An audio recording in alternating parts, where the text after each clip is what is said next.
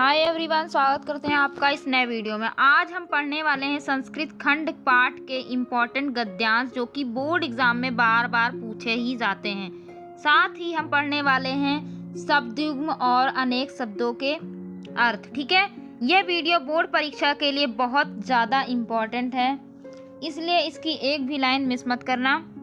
चलिए वीडियो को शुरू करते हैं। पहला चैप्टर है संस्कृत खंड से भोजस्य दार्यम। ठीक है, चलिए शुरू करते हैं। Most important गद्यांश। तत्कदाचित द्वारपाल आगत्य महाराजा भोज्य प्रवाह देव कौपी न शेषो विद्वान द्वारपरित वर्तते इति राजा प्रवेशा इति ततः प्रवष्टा स कवि भोजमालको अदत्य में दारिद्र्यनाशो भविष्यति मत्वा तुष्टो भाषति मुञ्चोच राजा तमाल को प्रवाह कवे किम रोदसी इति तत् कवि राह रजानाम अकर्ण्यम महाग्रस्तितम। ठीक है, इसका होता है, ये इम्पोर्टेंट काफ़ी है क्योंकि ये बोर्ड एग्जाम में कई बार पूछा जाता है। ठीक है, चलिए इसका अनुवाद देख लेते हैं और इसके कुछ शब्दार्थ हैं जो कि बोर्ड एग्जाम में आप लोगों को अनुवाद लिखने में इम्पोर्टेंट रहेंगे, इसलिए आप लोग इसको पढ़ लीजिएगा। ठीक है, अनुवाद देख लेते हैं क्या है। एक बार द्वारपाल ने आकर महाराजा भोज को बताया कि द्वार पर केवल लंगोटी पहने हुए एक अत्यंत गरीब विद्वान है। राजा ने उसे अंदर लाने का आदेश दिया। उस कवि ने राजा भोज को देखकर सोचा कि आज उसकी गरीबी दूर हो जाएगी और वह खुशी के आंसू बहाने लगा। राजा ने उसे रोते देखकर पूछा, कवि तुम क्यों रोते हो? तब कवि ने अपनी घर की स्थिति बताने के लिए कहा, राजन मेरे घर की स्थिति सुनिए। ठीक है, ये मोस्ट इम्पॉर्टेंट गद्यांश है संस्कृत खंड का। ठीक है, इसको आप लोग देख लीजिएगा बोर्ड परीक्षा से पहले ही। ठीक है, चलते हैं नेक्स्ट पे। नेक्स्ट चैप्टर हमारा है संस्कृत भाषाया महत्वम। ठीक है, इस चैप्टर का क्या है कि मोस्ट इम्पॉर्टेंट ये गद्यांश है जो आप लोग देख रहे हैं। ये गद्यांश काफ़ी इम्पॉर्टेंट है और इसको हम पढ़ के आपको बता देते हैं। संस्कृतस्य साहित्यम सरसम व्याकरण च सुनिश्चितम तस्य गद्ये पद्ये च लालित्यम भावबोध समर्थम अदित्य श्रुति मर्धुच वर्तते किम बहुना चरित्र निर्माणार्थी यदशि सत्य प्रेरणाम संस्कृत वाङ्मयस्य ददाति न तदसि किदश्चित् मूलभूतानां मानवीय गुणानां यदस्य विवेचना संस्कृत साहित्ये वर्तते न यत्र तदसि। ठीक है, ये काफ़ी इम्पोर्टेंट है और इसका हम आप लोगों को अर्थ बता देते हैं। ठीक है, संस्कृतस्य मतलब क्या होता है बच्चों? संस्कृत का। साहित्यम मतलब साहित्य, सरसम मतलब सरस युक्त। ठीक, व्याकरणम मतलब होता है व्याकरण, च माने और। ठीक है, सुनिश्चितम, सुनिश्चित मतलब भली भांति यानी कि सुव्यवस्थित। समझ में आ रहा है? तस्य मतलब क्या होता है बच्चों? उसके, तस्य मतलब उसके। गद्य पद्य च लालित्यम, गद्य पद मतलब गद्य में और पद्य में। ठीक है, लालित्यम, लालित्यम मतलब होता है सुंदर यानी कोमलता। भाव बोध समर्थ्यम मतलब भाव को समझने की भक्ति। आदित्यम, आदित्यम मतलब क्या होता है?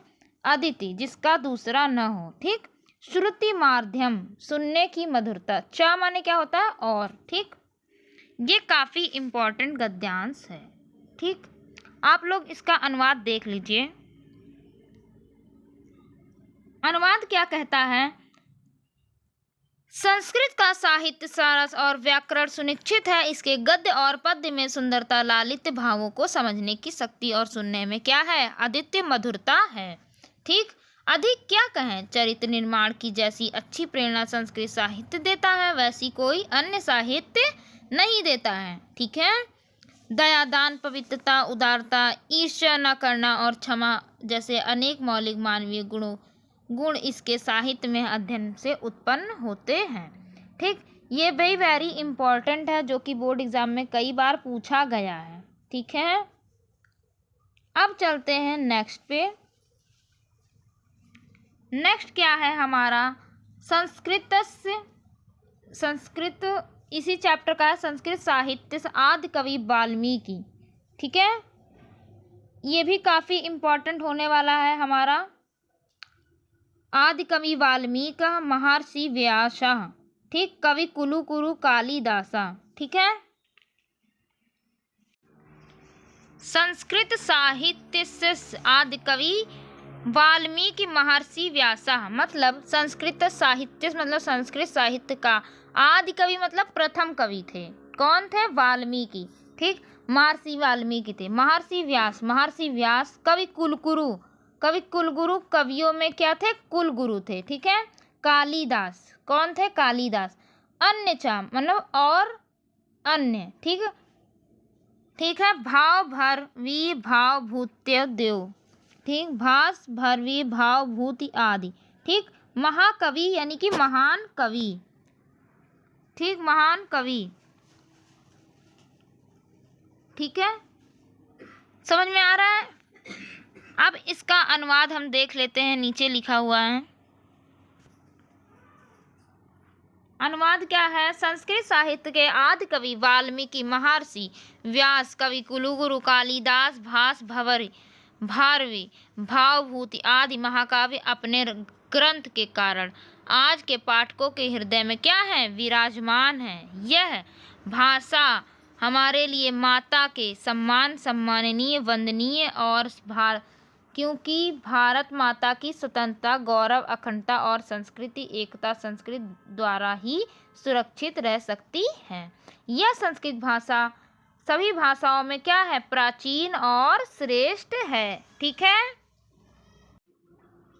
अब बात करते हैं आत्मज्ञा एवं सर्वज्ञा। इस चैप्टर में ये जो गद्यांश दिया गया है ये भी काफी इम्पोर्टेंट है। ठीक, याज्ञवल्क्य के उवाच न व अरे मैत्रेयी पत्यो कामाय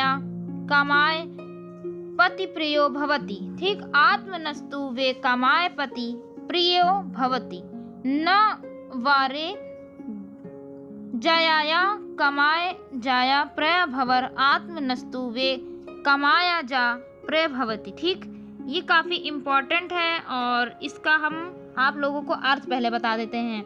याज्ञवल्क्य ऋषि का नाम है। उवाच मतलब क्या होता है? कहा। उवाच मतलब क्या होता है बच्चों? कहा। ठीक, न मतलब होता है नहीं। व मतलब क्या होता है? वास्तव में। अरे मतलब हे मैत्रेयी। पत्यो मतलब पति का। कामाय मतलब प्रेम के लिए इच्छा। पति मतलब पति। प्रिय मतलब प्रिय। भवति मतलब होता है।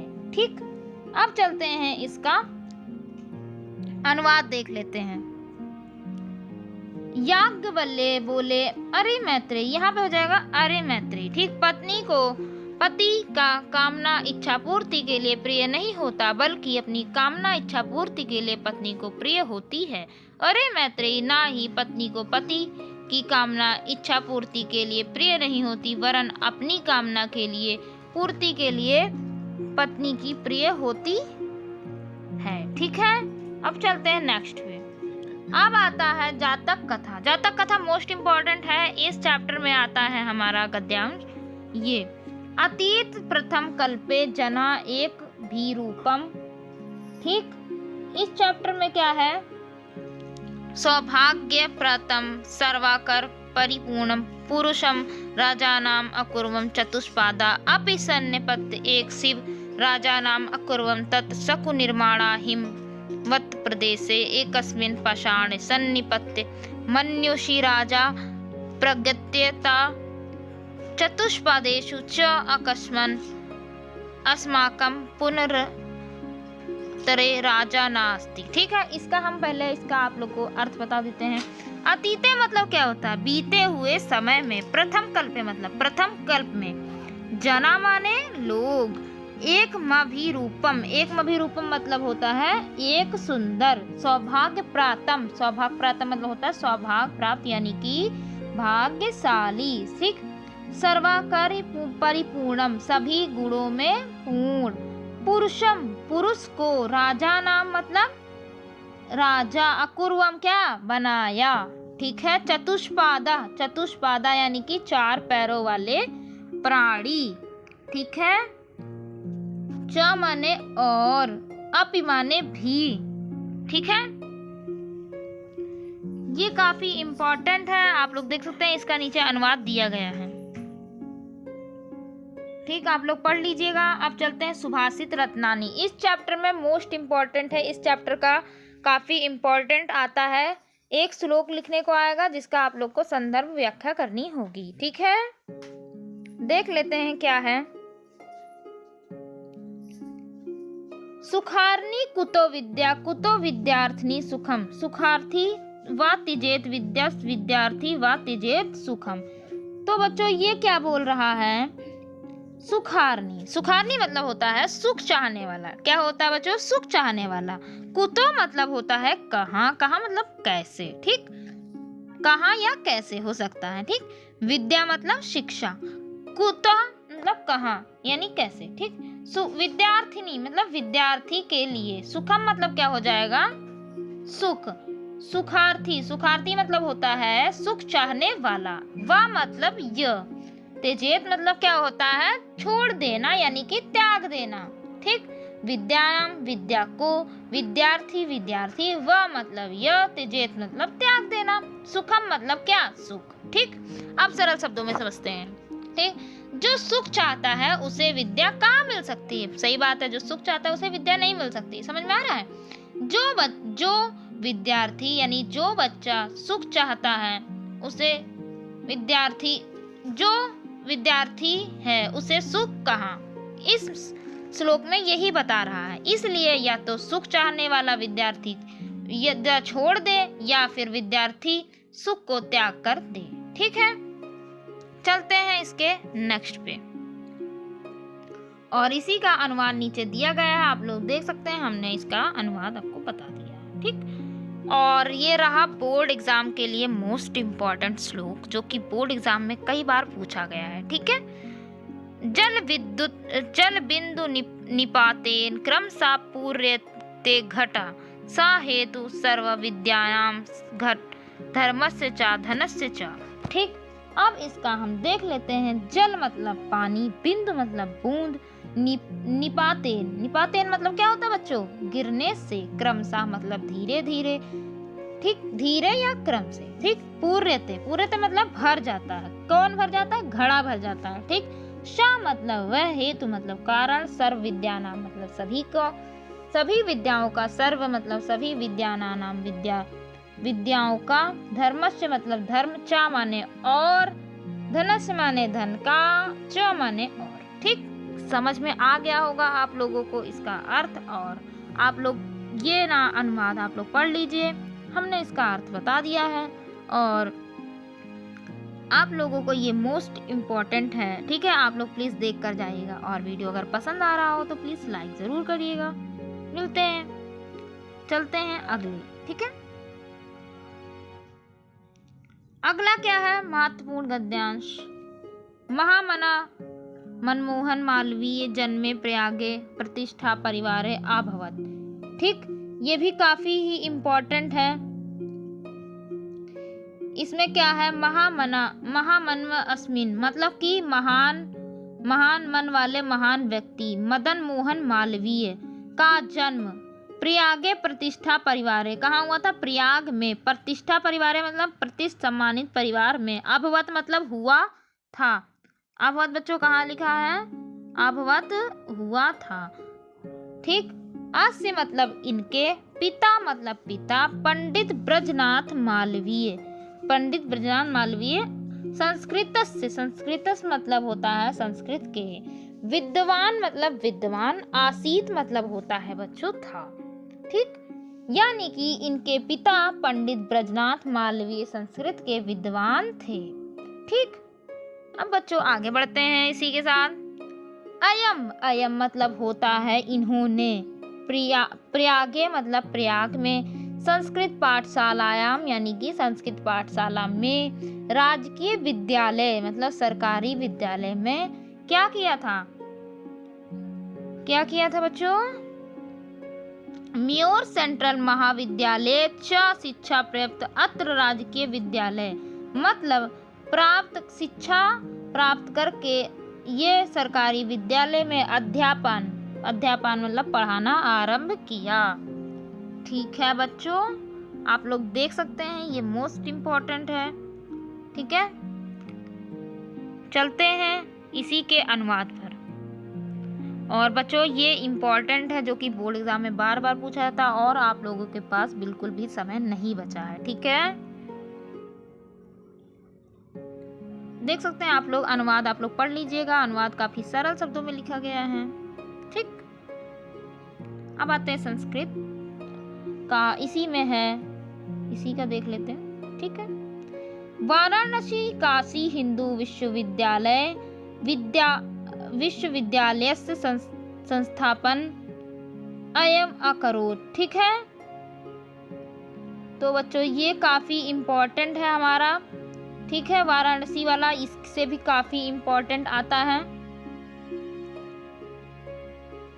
ठीक, आप लोग देख सकते हैं नीचे अनुवाद लिखा है, आप लोग अनुवाद पढ़ सकते हैं। ठीक, अब आते हैं आपठित गद्यांश में। आपठित गद्यांश हमारा मोस्ट इम्पोर्टेंट है। आपठित गद्यांश में आप लोगों को क्या ध्यान देने योग्य क्या बातें हैं मैं बता देती हूँ। ध्यान देना ये है कि आप लोगों को आपठित गद्यांश को काफी अच्छे से पढ़ना है। ठीक है, एकदम ध्यान पूर्वक पढ़ना है। ठीक, और जो कि आप लोगों को 2-3 बार पढ़ना चाहिए ध्यान पूर्वक। ठीक, और गद्यांश पद्यांश के कठिन शब्दों के प्रश्न पर उचित रेखांकित कर लीजिए। ठीक, और तीसरा क्या है, आप लोगों को समय का अवश्य ध्यान देना है क्योंकि इसमें समय भी लगता है। ठीक, आप लोग देख सकते हैं ये इम्पोर्टेंट आपठित गद्यांश जो इम्पोर्टेंट है वो हम आपके लिए लेकर आए हैं। और आप लोग इस टाइम पे फालतू चीज़ें मत पढ़िए, जो इम्पोर्टेंट है सिर्फ उसी पे फोकस करिए। ठीक है, ये आप लोग देख सकते हैं। ठीक, अब आते हैं शब्द युग में। शब्द युग क्या आता है बेटा, शब्दों में सूक्ष्म अंतर यानी शब्द युग। यानी कि मैं बता दूं आपको, ये जो शब्द का अंतर है अनल और अनिल, ठीक, और अम्बुज और अम्बुज, ठीक, ये सबसे ज्यादा कंफ्यूजन करता है बच्चों। समझ में आ रही बातें हमारी? ठीक, आशा करते हैं आप लोगों को समझ में आ रहा होगा। ठीक, मैंने क्या बोला, ये कंफ्यूजन करता है। ठीक, इसलिए इसे अच्छे से नोट कर लो। ठीक, कहीं पर नोट कर लो और इसीलिए इसको देख लीजिए। ठीक, ये काफी इंपॉर्टेंट। अनल मतलब होता है अग्नि, अनिल मतलब होता है वायु, और अम्बुज मतलब होता है कमल, और अम्बुज मतलब होता है बादल। ठीक, चलते हैं नेक्स्ट पे। अंश मतलब होता है भाग और अंश मतलब होता है कंधा। ठीक, कुल मतलब होता है वंश, कुल मतलब होता है कुल मतलब होता है किनारा। ये काफी इंपॉर्टेंट है। तरणी मतलब होता है सूर्य, और तरणी मतलब होता है नाव। पुरुष मतलब होता है व्यक्ति यानी कि आदमी।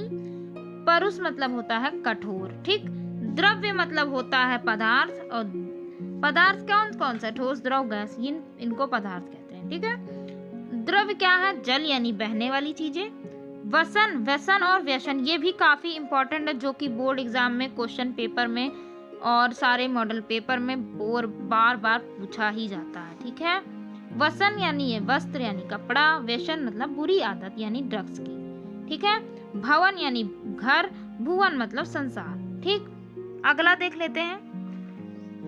अन्न मतलब अनाज, और अन्य मतलब दूसरा। ठीक, शब्द युग में अंतर देख लेते हैं। श्रवण मतलब कान, श्रमण मतलब सन्यासी। ठीक है, अभिराम ये भी बच्चे इसमें भी कंफ्यूज करते हैं ये। ठीक है, आप लोग देख लीजिए, अभिराम मतलब लगातार, अभिराम मतलब सुंदर। जलद इसमें भी कंफ्यूजन होता है बच्चों को, ये काफी इंपॉर्टेंट, आप लोग नोट कर लीजिए। जलद मतलब होता है कमल, और जलद मतलब होता है बादल। उपेक्षा मतलब होता है तिरस्कार करना यानी लापरवाह। उपेक्षा मतलब होता है तुलना, इच्छा। प्रसाद मतलब होता है प्रसाद, कृपा, भोग। प्रसाद मतलब होता है महल। गृह मतलब होता है घर, गृह मतलब होता है नक्षत्र। स्वर्ण मतलब होता है सोना, सवर्ण मतलब होता है उच्च जाति। नीर मतलब होता है घोंसला, नीर मतलब होता है पानी। तो बच्चों आप लोगों को समझ में आ रहा होगा, ये काफी इंपॉर्टेंट है, जो कि 2 अंक आपके कंप्लीट हो जाएंगे, आप लोग इसको कर लेंगे। क्योंकि ज़्यादातर बच्चे ये छोटी छोटी चीज़ों को छोड़ देते हैं तो बोर्ड एग्जाम में हिंदी में नंबर कट जाते हैं, और आपके पास केवल एक दिन का भी समय नहीं है सही से आप लोग, इसीलिए इस वीडियो को अंत तक देखिए और पूरा आप लोगों का रिवाइज हो जाएगा। ठीक है। पंथ यानी कि होता है संप्रदाय, पथ मतलब होता है रास्ता। ठीक है। वात और बात ये भी काफी इंपॉर्टेंट है, जो कि बच्चे इसमें भी कंफ्यूज होते हैं। वात मतलब होता है वायु, वचन मतलब होता है, बात मतलब होता है वचन यानी कि बातचीत। ओके। अब आते हैं अनेकार्थी। अनेकार्थी काफी इंपॉर्टेंट है, आप लोग देख सकते हैं कितनी बार पूछा गया। अंबर, अंबर आकाश, वस्त्र बादल। कनक क्या होता है? सोना, धतूरा, गेहूं। कर मतलब होता है हाथ, टैक्स, किरण। ठीक बेटा, आप लोगों को ये बात समझ में आ रही होगी, क्योंकि कर वाला होता है, ये काफी इंपॉर्टेंट है, जो कि बोर्ड एग्जाम में हमने देखा है कि मॉडल पेपर हो गया, क्वेश्चन पेपर हो गया, बोर्ड एग्जाम का सब में पूछा गया है। ठीक है। चलिए आगे बढ़ते हैं। आप लोग देख सकते हैं ये 2-2 अंक वाले हैं। अब आता है अनेकार्थी शब्द, यानी कि एक शब्द के वाक्यांश के लिए अनेक शब्द। जिसे जीता ना जा सके क्या होता है? अजेय। ठीक। 2018, 20, 22, 24, 25, यानी कि ये 25 में भी बेटा पूछा गया है, क्योंकि इसमें ना ये 25 में भी पूछा गया है। ठीक है। जिसका कोई शत्रु पैदा ही ना हुआ हो क्या कहते हैं उसे? अजात शत्रु। देख सकते हैं कितनी बार पूछा गया, तो आप लोग समझ सकते हैं जितनी बार ये पूछा गया उस हिसाब से कितना इंपॉर्टेंट है। ठीक है। जो सब कुछ जानता हो यानी सर्वज्ञ। ठीक है। ईश्वर में विश्वास रखने वाला, यानी कि ईश्वर में विश्वास रखने वाले को बच्चों क्या बोल सकते हैं? विश्वास आस्तिक होता है। ठीक। और जो विश्वास नहीं रखता है बच्चों, उसे क्या बोलते हैं? नास्तिक। ठीक है। समझ में आ ही रहा होगा आप लोगों को, इतना तो आप लोग जानकार हैं। जिसकी कल्पना ना की जा सके अकल्पनीय। रास्ता दिखाने वालों को बेटा क्या बोलेंगे? पथ प्रदर्शक। ठीक है। जिसका कोई अपमान ना हो, जिसका कोई उपमा ना हो, अनुपम। ठीक। वेरी इंपॉर्टेंट है। जो कम बोलता हो यानी मितभाषी। कुछ लोग होते हैं जो कम बोलते हैं। 2017, 20, 23 में पूछा जाने वाला ये भी क्वेश्चन है। ओके। जिसका कहीं अंत ना हो यानी अनंत। उपकार को मानने वाला बेटा इसका क्या हो जाएगा? कृतज्ञ। नोट में क्या आप लोग को याद करना है? उपकार न मानने वाला यानी कृतज्ञ कहलाता है। तो बच्चों इसी के साथ हमने आज की क्लास में क्या पढ़ा है? भोजस्यदार्यम यानी कि संस्कृत खंड का पूरे चैप्टर्स। ठीक है। हमने इस वीडियो में कवर किया है। साथ ही हमने क्या कवर किया है? शब्दयुक्त और अनेकार्थी शब्द और बोर्ड में आने वाले महत्वपूर्ण पूरे प्रश्न विस्तार से समझ लिया है। ठीक। अगर आपको यह वीडियो समझ में आ गई हो, ठीक, तो शेयर जरूर करें, और बोर्ड में पूरे नंबर लाने हैं तो ऐसे ही पढ़ाई करते रहेंगे। मिलते हैं अगले महत्वपूर्ण टॉपिक के साथ। ठीक है। इसीलिए आप लोग पढ़ते रहिए और अपना टाइम वेस्ट मत कीजिए। ठीक। धन्यवाद।